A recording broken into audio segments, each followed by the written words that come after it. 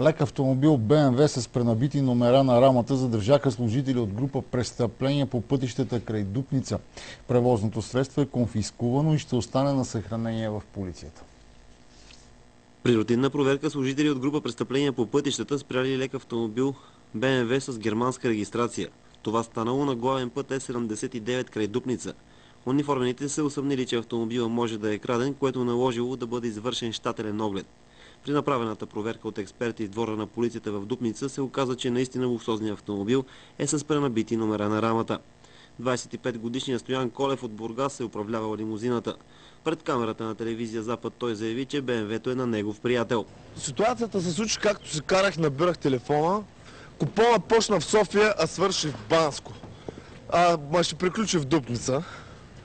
Имам в Банско много важни срещи делови. Искам да приключа този въпрос, това недоразумение тук веднага и да си хвана едно такси, drink and drive, код дойде. Ще отида в Банско, ще свърша работа и се прибера и се наспа. А този автомобил да остава тук, той не е мой дори. На мен ми беше даден от един приятел, той е полицай. Даде ми автомобила, има полицейски стикер. Така че не може да става въпрос за никакви престъпления. Полицая е от... няма значение от къде сега, ако да говорим тук за... Той ви е приятел? Той ми е приятел, да. Коя година е колата? Колата е 2005 година, BMW 7 серия, 730 дизел, чипосана. Колата е иззета с протокол за доброволно предаване и ще остане на съхранение в полицията, докато не приключи разследването по случая.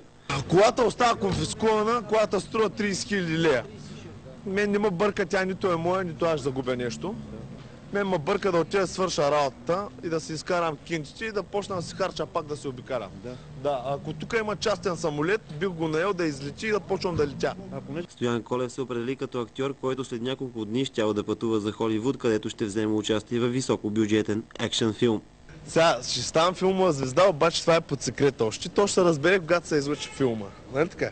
Учили ли сте актьорско майсторство? Не съм учил актьорско майсторство. Учил съм актьорско майсторство на улицата от 15 годишен. Вие сте талантлив по природа. И аз така смятам.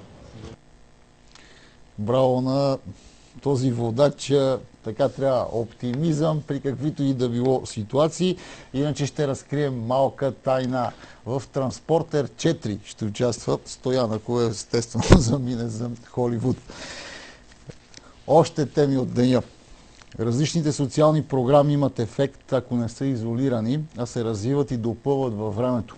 Това е мнението на ползватели на услугата домашен помощник, която в община